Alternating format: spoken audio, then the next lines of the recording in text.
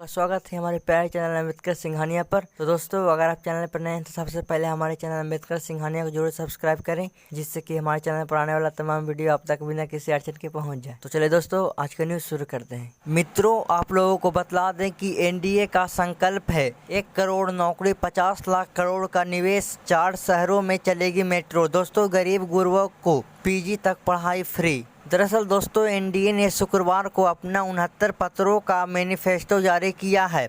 संकल्प पत्र में बड़े वायदों में के साथ बिहार को नया उछाल देने का दावा किया है। सरकार बनने पर 5 साल में 50 लाख करोड़ रुपए का निवेश लाने का लक्ष्य रखा गया है। दोस्तों, न्यू एज इकोनॉमी के तहत सुई से लेकर सेमीकंडक्टर और हवाई जहाज की मशीनरी तक का निर्माण होगा। उत्तर बिहार को बाढ़ से मुक्त करने के लिए फ्लड मैनेजमेंट बोर्ड बनेगा और नदियों को जोड़ा जाएगा। साथ ही सत्तारूढ़ महागठबंधन ने 1 करोड़ युवाओं को नौकरी, 1 करोड़ महिलाओं को लखपति दीदी बनाने और गरीब छात्रों को केजी से पीजी तक मुफ्त पढ़ाई देने की घोषणा की है। पटना के बाद मुजफ्फरपुर, गया, सहरसा और पूर्णिया में मेट्रो चलेगी। मां सीता की जन्म स्थली पुनौरधामा का सीतापुरम होगा और वहां भव्य मंदिर बनेगा। शहरी क्षेत्र में सीता रसोई के जरिए 10 रुपये में भोजन मिलेगा। मजदूरों के लिए प्रवासी कल्याण बोर्ड और डिजिटल एम्प्लॉयमेंट एक्सचेंज बनेगा। प्रमुख शहरों में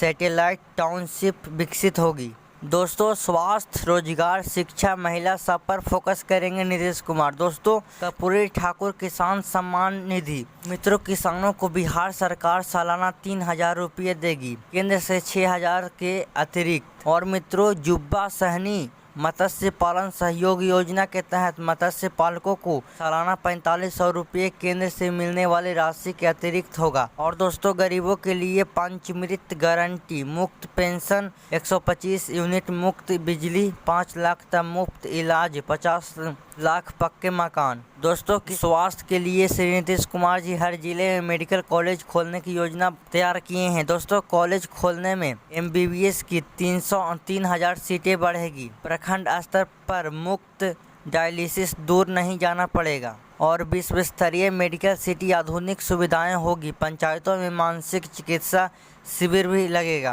दोस्तों, रोजगार के लिए हर जिले में मेगा स्किल सेंटर होगा। पहली नौकरी पर 15 लाख युवाओं को 15,000 रुपये मिलेंगे। ग्रेजुएट पीजी युवाओं को 24,000 वार्षिक मिलेगा।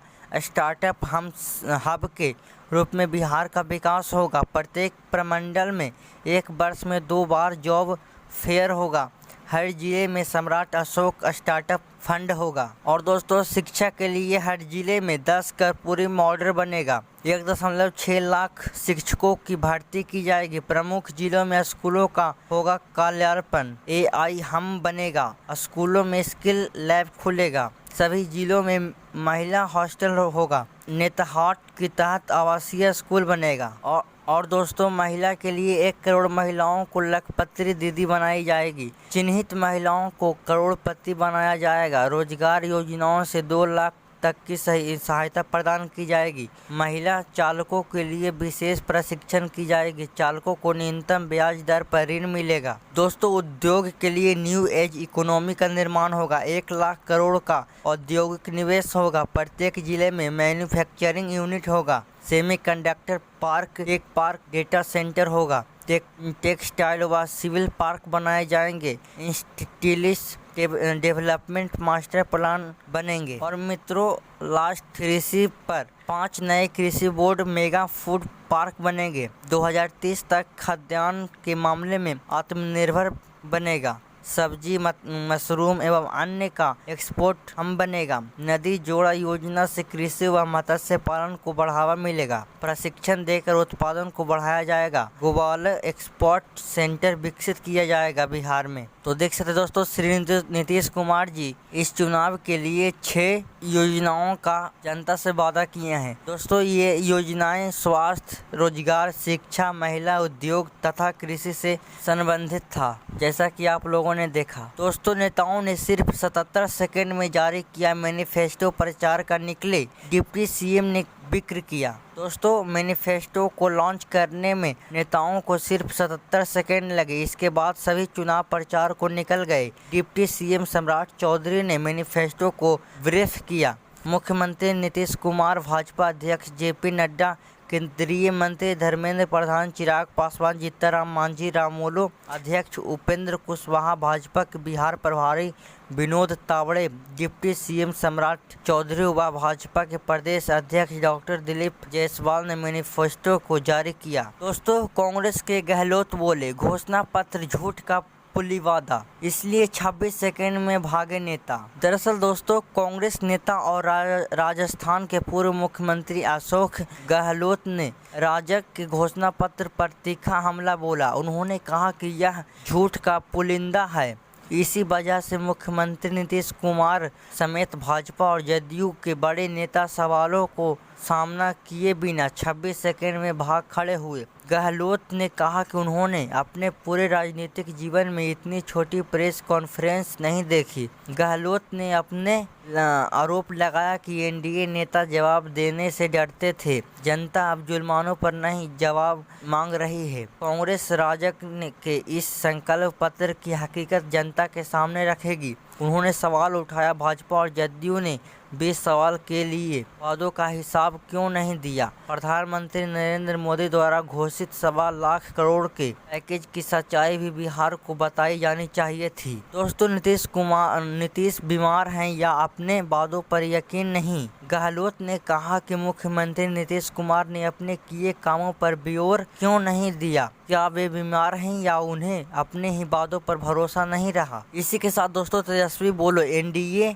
जूनियर केजी वाला मैनिफेस्टो लाया है। दोस्तों, राजद नेता तेजस्वी यादव ने एनडीए के संकल्प पत्र पर तंज कसा। कहा कि 20 साल के शासक के बाद भी एनडीए जूनियर केजी वाला मैनिफेस्टो लाया है। उन्होंने कहा कि हर साल नए वादे आते हैं और पुराने सवाल करते हैं, हम क्यों नहीं पूरा किया? तेजस्वी ने शिक्षा और मिड डे मील के वायदों पर भी घेरा। बोले, जब कह रहे हैं कि बच्चों का अब पौष्टिक आहार देंगे तो क्या अब तक नहीं दे पाए हैं? स्कूलों का क्रियाकलाप करने की बात कर रहे हैं, मतलब कि 20 साल में यह भी नहीं कर पाए। इसलिए अब एनडीए नेताओं को बिहार की जनता को माफ़ी मांगनी चाहिए और सॉरी पत्र जारी करना चाहिए, ऐसा तेजस्वी बोलते हैं। दोस्तों, इसी के साथ दोस्तों, बहुत बड़ी खबरें आ रही हैं कि बाहुबलियों का अनंत काफिला, चुनाव आयोग चुप है। दोस्तों, चुनाव लड़ रहे हैं बाहुबलियों का काफिला हर दिन अनंत अपार है, लेकिन चुनाव आयोग इस बारे में चुप्पी साधे हुए हैं। यह प्रचार के दौरान 40-50 गाड़ियां का काफिला लेकर चल रहे हैं, जबकि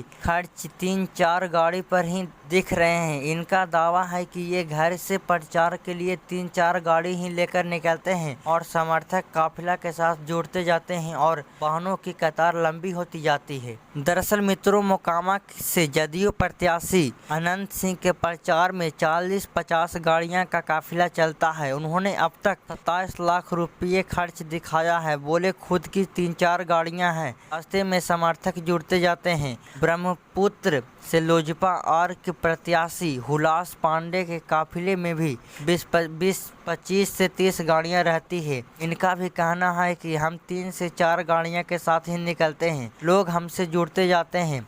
जनसुराज सिंह की पत्नी व राजद के प्रत्याशी बीना देवी ने अभी तक 25 लाख रुपए खर्च का ब्यौरा दिया है, जिनमें वाहन खर्च भी। इन्होंने भी 2-3 गाड़ियां प्रचार में इस्तेमाल करने की बात कही है। कुचायकोट क्षेत्र के जदयू प्रत्याशी अमरेंद्र नाथ पांडे और पप्पू पांडे के काफिले में भी 30 से 40 गाड़ियां देखी जा रही है। हालांकि सभी प्रत्याशियों ने 3-4 कारों के इस्तेमाल का दावा किया है। तो देख सकते दोस्तों, सही प्रत्याशी बोलते हैं कि हम तो 3-4 गाड़ियां ही लेकर प्रचार करने को निकलते हैं और आसपास के लोग अपने अपने गाड़ियां भी साथ में समर्थक के लिए जुड़ जाते हैं, जिस कारण अत्यधिक गाड़ी हो जाते हैं। इसमें हमारी कोई गलती नहीं है। इसी के साथ दोस्तों, भारत अमेरिका में 10 वर्षीय डिफेंस फ्रेमवर्क का एग्रीमेंट हुआ। दोस्तों, पहली बार अमेरिका हमसे रक्षा खरीद करेगा, तेजस के इंजन बनेंगे। दरअसल दोस्तों भारत और अमेरिका ने बहुप्रतीक्षित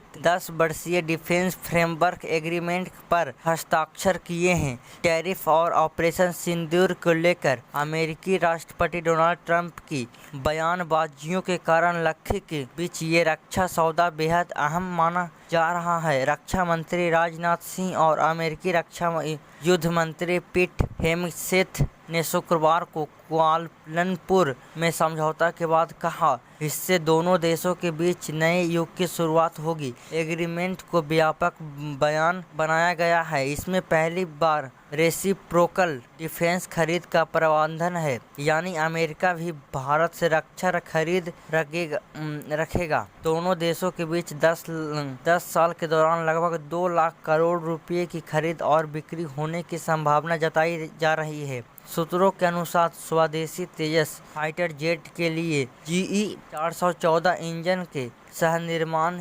मेंटेनेंस और रिपेयर सुविधाओं की स्थापना को लेकर भी सहमति बनी है। माना जा रहा है कि यह इंडो पैसिफिक क्षेत्र में चीन के बढ़ते प्रभाव का मुकाबला करने के लिए एक महत्वपूर्ण कदम है। यह समझौता सैन्य इंटरऑपरेबिलिटी और गहरा करेगा। दोस्तों Bharat America real time intelligence का शेयर करेंगे साझा साइबर डिफेंस भी। दरअसल मित्रों रक्षा सूत्रों के अनुसार फ्रेमवर्क के तहत सैन्य सहयोग, रियल टाइम इंटेलिजेंस शेयरिंग और सीमा विवाद से लेकर समुद्री क्षेत्र में चुनौतियों से निपटने के लिए जॉइंट प्लानिंग का फ्रेमवर्क भी बनाया गया है। AI सक्षम ड्रोन से लेकर साइबर डिफेंस, स्टेप टेक और मिसाइल सिस्टम की अत्याधुनिक तकनीकी के मामले में भारत और अमेरिका सहयोग करेंगे। और दोस्तों डिफेंस फ्रेमवर्क के लिए 4 प्रमुख बातें जान लेते हैं। पहला बात यह है दोस्तों कि मिलिट्री टू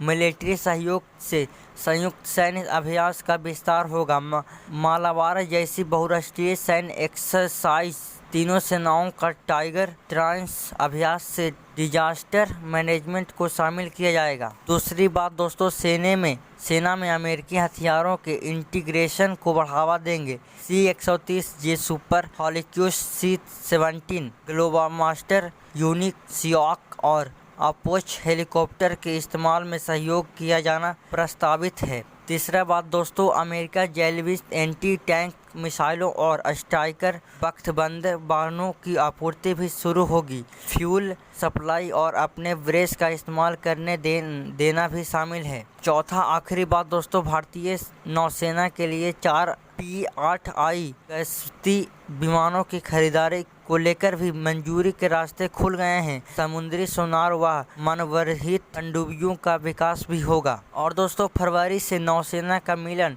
युद्धाभ्यास, इनमें अमेरिका सहित 55 देश शामिल होंगे। दोस्तों भारतीय नौसेना के 22 एडमिरल संजय बात्स्यायन ने शुक्रवार को नई दिल्ली में आयोजित एक संवाददाता सम्मेलन में बताया कि अगले साल 19 से 26 फरवरी तक मिलन युद्धाभ्यास होगा। इसमें अमेरिका, रूस, ऑस्ट्रेलिया, जापान समेत 55 देश की नौसेना शामिल होंगी। ये युद्धाभ्यास बंगाल की खाड़ी में होगा। हिंद महासागर में चीनी पोतों की मौजूदगी पर बात्स्यायन ने कहा कि सभी चीनी पोतों का लोकेशन ट्रेस की जाएगी। तो देख सकते हैं दोस्तों भारत और अमेरिका के बीच डिफेंस फ्रेमवर्क को लेकर 10 वर्ष का एग्रीमेंट साइन किया गया है, जो कि काफी बड़ी बात है दोस्तों। तो दोस्तों आज के लिए बस इतना ही, धन्यवाद।